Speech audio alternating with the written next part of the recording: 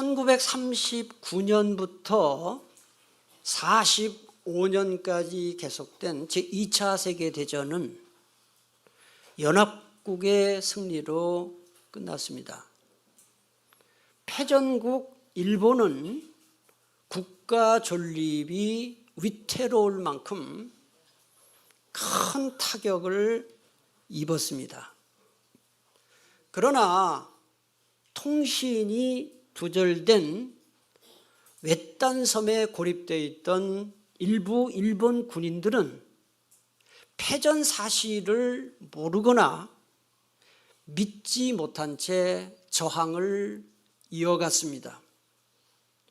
대표적 인물인 오노다 히로라는 사람은 필리핀 루방섬에 1974년까지 29년 동안 동굴 속에서 혼자 은둔 생활을 했습니다. 나중에 주소지를 확인한 가족들이 편지를 보냈습니다. 신문도 보냈습니다. 그러나 이 오노다 히로는 이게 적군의 심리전이다라고 치부하며 믿지 않았습니다. 괌의 동굴 속에 1927년 괌의 동굴에서 27년을 버틴 요코이 쇼이치라는 사람이 있었고요. 인도네시아의 모로타이 섬에서 29년 만에 발견된 나카무라 테루오라는 이름을 가진 이 사람들도 역시 발견되었을 때 원시인과 다름없는 비참한 생활을 하고 있었습니다. 왜 이런 비극이 발생했을까요?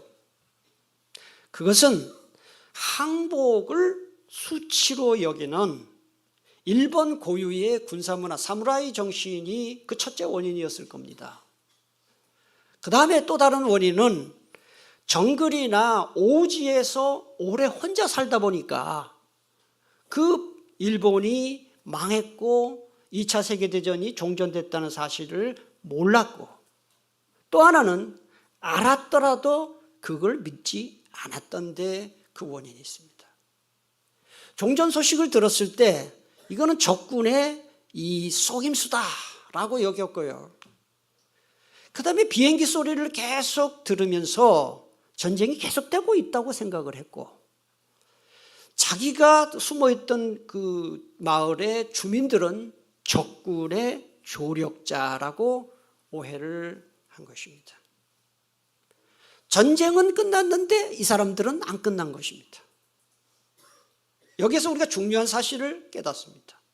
진실을 외면하거나 진실을 믿지 않으면 인간의 삶이 얼마나 황폐해지는가를 분명히 보여주는 뼈아픈 신뢰입니다. 전쟁이 끝났는데도 동굴 속에 숨어 사는 일본 군인처럼 예수님의 부활로 죽음과의 전쟁이 끝났는데도 아직도 많은 사람들이 죽음의 공포에 그리고 절망 속에서 죽음을 두려워하며 살고 있습니다. 예수님의 부활은 이제 죽음과 전쟁이 끝났으니 너희들은 새로운 삶을 살라는 하나님의 선언입니다. 예수님이 부활하셨음을 여러분 정말 믿으신다면 죽음 두려워하지 않고 항상 부활의 소망을 갖고 인생을 살아가시기를 축복합니다. 그러면 예수님의 부활이 지금 우리와 무슨 관계가 있을까요? 많은 사람들이 죽었다 다시 사는 게 부활이야. 틀리지 않습니다. 그러나 충분한 설명은 아닙니다. 예수님의 부활은 죽었다가 다시 산다. 만약에 그거라면 현재 우리하고 아무 관계가 없습니다. 예수님의 부활은 우리에게 세 가지 유익을 줍니다. 과거의 유익, 현재의 유익, 미래의 유익입니다. 하나씩 간략하게 살펴보도록 하겠습니다. 예수님의 부활은 첫째로 우리에게 과거의 유익을 주는데 그게 무엇인지 하이델베르크 교리문답 제45항은 이렇게 가르칩니다. 그리스도의 부활은 우리에게 어떤 유익을 줍니까? 답. 첫째, 그리스도는 부활하심으로써 죽음을 이기셨고, 같이 읽습니다. 자신의 죽음으로써 얻으신 의로움에 우리를 참여시키셨습니다. 예수님이 십자가에 못 박혀 돌아가신 후 무덤에 장사되신 것은 예수님이 우리의 죄를 대속하시기 위해서 실제로 돌아가셨다는 분명한 징표입니다. 그렇다면 중요한 질문이 남아 있습니다. 예수님의 죽음으로 우리의 죄값이 모두 치러졌다는 사실을 무엇으로 증거할 수 있게, 확실한 증거가 무엇일까 하는 것입니다. 이거는 좀 쉬운 이야기를 하나 하겠습니다. 뭐 그런 일이 있으면 안 되겠습니다만은, 우리가 예를 들어서 10억 원의 빚을 졌다고 합시다. 10억 원의 빚은 보통 사람들은 갚기가 보통 어려운 일이 아닙니다. 10억 원의 빚을 평생 갚아도 못 갚지요. 예. 그런데 예수님께서 10억 원의 빚을 갚아 주셨습니다. 그게 바로 예수님의 십자가와 무덤에 장사되신 사건이 거기에 해당되는 겁니다. 그런데 분명히 빚을 갚았는데 어느 날 채권자가 와가지고 돈 내라 하는 거예요. 왜 빚 안 갚아? 그렇게 말합니다. 여러분이 채무자였다면 그럴 때는 가장 먼저 뭘 어떻게 하겠습니까? 뭐를 내밀겠습니까? 영수증을 내밀겠죠. 영수증을 내밀 겁니다. 예수님의 부활은 하나님이 우리의 모든 죄를 다 용서해 주셨다는 영수증 같은 사건입니다. 그래서 초대교회 사도들은 어디에 가든지 항상 빼놓지 않고 외친 말이 예수님은 부활하셨습니다 라는 말입니다. 그러니까 예수님의 부활은 단순한 기적이 아니라 우리의 모든 죄가 예수님의 십자가로 다 용서받았다 하는 하나님의 공식적인 선언입니다. 로마서 4장 25절은 말씀합니다. 예수는 우리가 범죄한 것 때문에 내줌이 되고, 이게 뭡니까? 십자가입니다. 또한 같이 읽겠습니다. 우리를 의롭다 하시기 위하여 살아나셨느니라. 여기 보면 예수님의 부활과 우리가 의롭다 하심을 받은 것이 연결되어 있습니다. 이게 바로 부활이 주시는 과거의 유익, 칭의입니다. 여러분은 더 이상 죄인의 삶이 아니라 부활의 의롭다함을 얻은 자로서 살아가시기를 축복합니다. 예수님의 부활이 우리에게 준 두 번째 유익이 있습니다. 이것은 바로 현재 우리가 누리고 있는 중생, 거듭남, 즉 영적 부활입니다. 이에 대해서 하이델베르크 교리문답 제45항은 이렇게 설명합니다. 둘째, 그의 능력으로 말미암아, 같이 읽습니다. 우리도 이제 새로운 생명으로 부활했습니다. 여러분, 부활을 할 거라고 합니까? 했다고 합니까? 이미 이루어진 일이죠. 현재의 부활입니다. 이것은 부활은 단지 예수님에게만 일어난 사건이 아니라 예수 그리스도와 연합된 우리에게도 일어난 사건이다.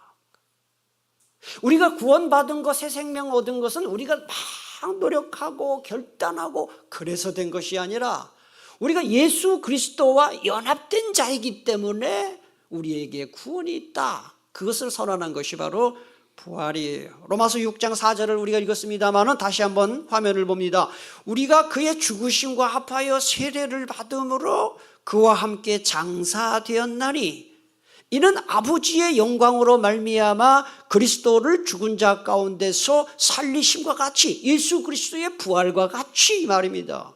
그 다음 같이 읽겠습니다. 우리로 또한 새 생명 가운데서 행하게 하려 함이라 그랬어요. 예수님의 부활과 우리가 구원받은 것, 새 생명으로 사는 것은 깊이 연결되어 있다. 그 얘기예요. 그러니까 예수님의 부활은 현재적인 유익이 있다는 것입니다. 그런 점에서 이 부활은 단지 미래에 있을 사건이 아니라 그리스도와 연합된 자에게 이미 시작된 현실이다 하는 것입니다. 예수님의 부활이 현재 우리와 어떤 관계가 있는지 또 하나 에베소서 2장 5절입니다. 허물로 죽은 우리를 그리스도와 함께 어떻게 했습니까? 살리셨고, 부활입니다. 그리스도와 함께 살리셨다. 그게 뭐냐? 구원이다. 이렇게 말합니다. 장차 부활할 것이 아닙니다. 우리를 장차 부활시킬 것이 아니라 이미 구원받은 것이 부활이다. 그렇게 말하고 있습니다. 그런 점에서 그리스도의 부활은 역사적 사건뿐일 뿐만 아니라 우리의 현재가 된 사건입니다. 현재. 그리스도의 부활은 단순히 교리가 아니라 우리의 역사하는 능력이 된 것입니다. 우리는 육체적 부활을 기다리는 사람들인 동시에 영적 부활을 누리고 있는 사람들입니다. 아멘이십니까? 그럼 어떻게 살아야 할까요? 로마서 6장 12절에서 14절은 이렇게 말씀합니다. 현대어 성경은 이렇게 번역합니다. 이제는 더 이상 여러분의 나약한 육신을 죄의 지배에 내맡겨 육신의 욕망에 빠져 들어가게 해서는 안 됩니다. 여러분은 육신의 한 부분이라도 죄에 내맡겨 악의 도구가 되게 하지 말고, 그 다음 같이 읽겠습니다. 죽은 자 가운데서 살아난 자처럼 여러분을 전부 하나님께 드려 의로운 일에 쓰일 도구가 되게 해야 합니다. 죄가 다시 여러분의 주인이 될 수는 없습니다. 살아난 자답게 죄의 지배받지 말아라. 죄 짓는 삶, 죄의 지배에서 벗어나라 하는 것이죠. 그래서 하나님이 기뻐하시고 영광받는 삶을 사는 것이 현재적 부활을 맛본 자의 삶이다. 그 얘기를 하는 것입니다. 저는 시간이 좀 별로 바빠서 여러분도 그렇겠습니다만, 참 저는 영화를 좋아하는 사람인데 영화를 자주 보지는 못합니다. 그런데 제가 본 영화 중에 인생 영화라고 할 만큼 깊게 감동을 받은 영화가 쇼생크 탈출이라는 영화입니다. 이 쇼생크 탈출이라는 영화를 보고 제가 얼마나 많은 것을 인생에 대해서, 특히 영적인 문제에 대해서도 감동을 받았는지 몰라요. 혹시 여러분 시간 되시면, 저거 이미 94년에 이렇게 나온 작품인데요, 정말 좋은 작품입니다. 거기 보면은 그 탈출이라는 말이 의미하는 것처럼 감옥을 탈출하는 거거든요. 거대한 감옥의 담이 이렇게 있습니다. 그 거대한 감옥의 담은 죄수들을 세상과 격리시킬 뿐만 아니라 이 죄수들에게 아주 위압감을 주고 답답함을 줍니다. 이 거대한 감옥의 담은 자유를 막는 벽이기 때문에 그렇습니다. 그런데 재미있는 것은 시간이 지나면서 감옥에 들어온 지 오래된 사람들에게는 감옥의 벽이 자유를 막는 담이 아니라 자기를 보호하는 울타리로 여겨진다는 것입니다. 그래서 감옥의 벽 안에 있어도 전혀 답답함을 느끼지 못합니다. 오히려 거기서 마음이 편안한 겁니다. 장기 죄수들. 그걸 보여주는 사건이 영화에 등장합니다. 50년 감옥 생활을 한 후에 가석방된 죄수가 있습니다. 그런데 이 죄수가 밖에 자유로운 생활로 나가서 자유가 너무 낯선 것입니다. 자유를 어떻게 이거를 누려야 할지를 몰라서 결국은 목을 매서 자살을 합니다. 이해가 안 가죠. 40년 감옥 생활을 하고 가석방된 죄수는 직장에 갔는데 화장실에 갈 때마다 사장님에게 소변 보러 가도 되겠습니까? 자유가 무엇인지를 모르는 거예요. 제가 그 장면을 보면서 죄수들에게는 자유가 아니라 두려움이구나. 자유는 누릴 수 있는 사람에게 자유지 누리지 못하는 사람에게는 너무나 두려운 일이구나 하는 것을 깨달았습니다. 이것은 우리의 영적 상태를 잘 보여줍니다. 죄 짓는 것이 감옥입니다. 죄가 감옥입니다. 왜 그렇습니까? 죄는 우리를 묶고 지배하고 하나님으로부터 분리시키기 때문에 그렇습니다. 그러나 이것보다 더 무서운 게 뭔지 아십니까? 죄에 익숙해지는 것입니다. 죄에 익숙해져서 죄 짓는 삶이 편한 겁니다. 그리고 세상적인 삶이 훨씬 자연스러운 것입니다. 반대로 거룩하고 경건한 삶을 사는 것은 부담스럽게 느껴지는 것입니다. 이런 상태에 있는 사람은 감옥에 있는 것입니다. 여러분에게 질문하겠습니다. 죄 짓는 삶은 편하고 자연스럽고 세속적으로 사는 것은 너무 좋은데 경건하고 거룩하게 사는 것은 부담스럽고 불편하게 느껴진다? 여전히 죄의 감옥 안에 사는 것입니다. 부활신앙은, 복음은 우리에게 선포합니다. 우리는 죄의 삶으로 사는 사람이 아니라고. 그리스도께서 부활을 통해 자유를 주셨으니 자유를 누리며 사는 저와 여러분 다 될 수 있기를 축복합니다. 그리스도의 부활이 우리에게 주는 세 번째 유익은 미래적 유익입니다. 육체적 부활을 말하죠. 육체적 부활입니다. 이에 대해서 하이델베르크 교리 문답 제45항은 이렇게 설명합니다. 셋째, 같이 읽겠습니다. 그리스도의 부활은 우리의 영광스러운 부활에 대한 확실한 보증입니다. 여기 영광스러운 부활이라는 표현을 왜 썼을까요? 왜 영광스러운 부활일까요? 영광스러운 하나님 나라에 합당한 몸으로 부활하기 때문에 영광스러운 부활입니다. 여기 보증이라는 말이 나옵니다. 보증이라는 게 뭡니까, 여러분? 아직 이루어지지 않았지만 반드시 이루어질 것을 확실하게 담보해주는 약속을 보증이라고 합니다.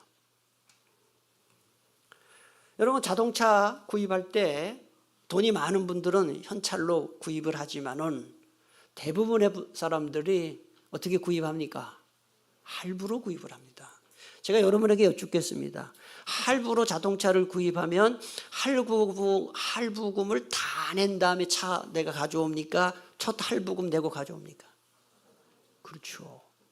첫 할부금, 왜 어떻게, 만약에 5천만 원짜리인데 4천만 원짜리인데 뭐 500만 원만 내고 어떻게 내 차라고 가져옵니까?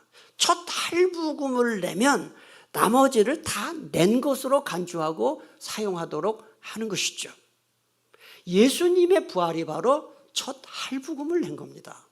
고린도전서 15장 51절 53절을 보면 우리가 다 잠잘 것이 아니요 마지막 나팔의 순식간에 호련히 다 변화되리니 나팔 소리가 나면서 누가 오십니까? 예수님 오시죠. 죽은 자들이 썩지 아니할 것으로 다시 살아나고 우리도 변화되리라. 같이 읽습니다. 이 썩을 것이 반드시 썩지 아니할 것을 입겠고 이 죽을 것이 죽지 아니함을 입으리로다. 여러분, 미래의 육체가 부활을 한 번도 우리가 경험을 해보지 않은 일이기 때문에 경험해보지 않은 일이 있을 것이다 하면 이게 믿어지지가 않아요. 누군가 한 번 일어났던 일은 믿어지는데 한 번도 없는 일이 있다, 그럴까 하죠. 부활도 마찬가지입니다. 그러나 감사하게도 예수님께서 첫 부활의 열매로 이 땅에 오셔온 이 사건은 우리 성도들도 반드시 부활할 것을 강하게 보증하는 역할을 하는 것입니다. 고린도전서 15장 19절 20절 만일 그리스도 안에서 우리가 바라는 것이 다만 이 세상의 삶뿐이면 모든 사람 가운데 우리가 더욱 불쌍한 자이리라. 같이 읽습니다. 그러나 이제 그리스도께서 죽은 자 가운데서 다시 살아나서 잠자는 자들의 첫 열매가 되셨도다. 저는 푸르지오 아파트 사는데, 상곡 푸르지오 아파트 사는데요. 지지난주 말쯤에 우리 아파트에 벚꽃이 있어요. 벚꽃이 한 송이 두 송이 대화를 하더라고요. 그래서 제가 이런 생각이 들었어요. 야, 이제 며칠만 지나면은 벚꽃이 다 피겠구나. 그런데 그 다음날 한 며칠 동안 날씨가 따뜻했어요. 그래서 2, 3일 만에 벚꽃이 쫙 피더라고요. 여러분, 벚꽃 한 송이를 보면 어떤 생각이 듭니까? 아, 곧 벚꽃이 다 피겠구나? 다 피입니다. 그게 예외가 없어요. 사과나무 열매에 사과 열매 하나가 열리면, 첫 열매가 열리면 이제 나머지 열매도 열리겠구나. 열리죠. 예수님이 부활하신 것을 오늘 말씀 배우니까 첫 열매라고 했어요. 첫 열매. 왜 그렇습니까? 첫 열매가 열리면 나머지 열매로 열린다. 성도의 부활을 보증하기 때문에 그렇습니다. 예수님이 부활했으니 우리도 부활하는 줄 믿습니다. 자신의 부활을 그러면 확실히 믿는 사람은 어떻게 살아야 할까요? 결론입니다. 어떻게 살아야 할까요? 여러분이 공부를 잘 하셨는지 못하셨는지 제가 사도신경 때 다 설교를 했어요. 우리가 부활하려면 부활하기 전에 먼저 예수님이 뭘 하셔야 합니까? 재림하셔야 합니다. 예수님이 재림하실 때 우리가 부활합니다.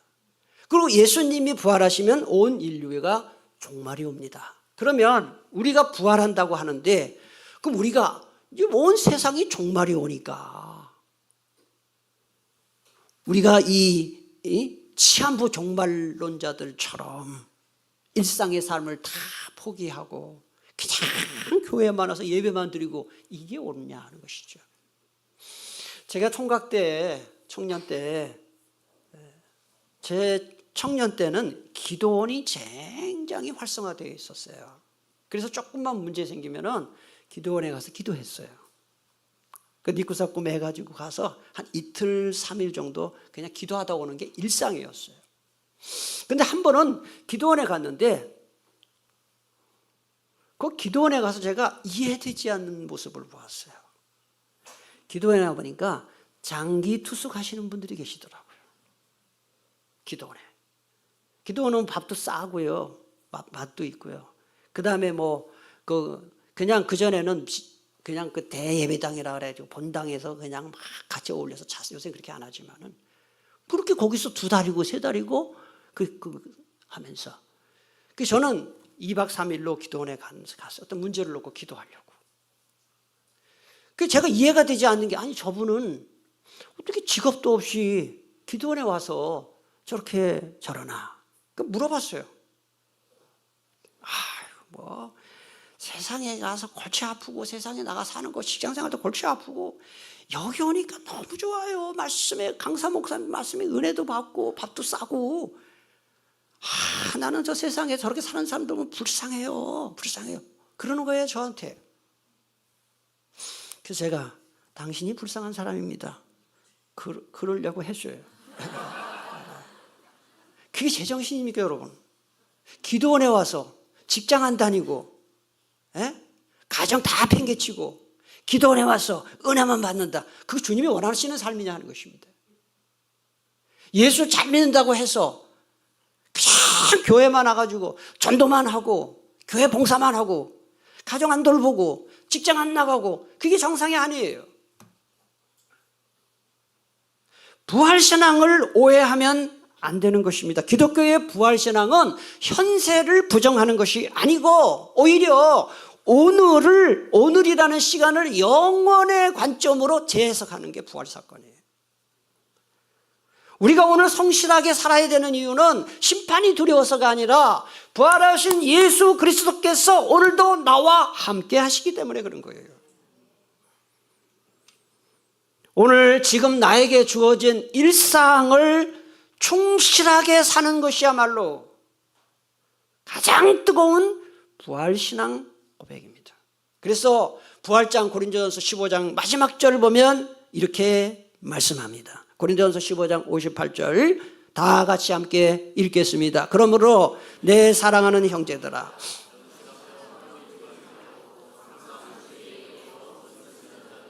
이는 너희 수고가 주 안에서 헛되지 않은 줄을 알미라.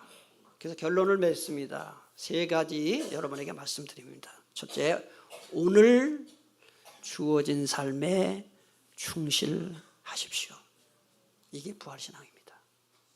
두 번째, 오늘 맡겨진 일에 성실하십시오. 세 번째입니다. 오늘 만나는 사람을 사랑하십시오. 같이 읽겠습니다. 세 가지 읽겠습니다. 오늘 주어진 삶에 충실하라. 오늘 맡겨진 일에 성실하라. 오늘 만나는 사람을 부활신앙을 갖고 이렇게 사시기를 축복합니다. 이번 주 묵상 실천상 주보에도 나오고 화면에도 나옵니다. 1 읽겠습니다. 과거의 은혜, 예수님의 부활은 나의 죄가 완전히 청산되었다는, 우리 죄의 빚은 모두 탕감되었다. 2 현재의 능력, 부활은 미래의 사건일 뿐만 아니라 오늘 우리를 새 생명 가운데 살게 하는 현재의 능력이다. 죄에 익숙해진 삶의 습관을 거절하고 부활의 생명을 선택해야 한다. 3 미래의 소망, 첫 열매이신 예수님을 바라보며 장차 얻게 될 영광스러운 몸을 소망하는 사람은 오늘을 허투루 살지 않는다. 오늘의 성실함이 부활신앙의 증거다. 아멘. 기도합니다. 하나님 감사합니다. 부활절 맞이해서 죽은 다음에나 있는 부활이 아니라 이미 부활을 경험했고 지금도 부활 가운데 살아가고 있고 부활을 기다리는 사람으로서 현재에 충실하게 살아가는 저희들 다 되게 해 주시옵소서. 특별히 나와 가장 가까운 사람들, 가족들, 이 주변 사람들을 사랑하며 삶으로 부활신앙을 가진 사람답게 살아가는 저희들 다 되기를 소원하오며 예수님의 이름으로 기도하옵나이다. 아멘.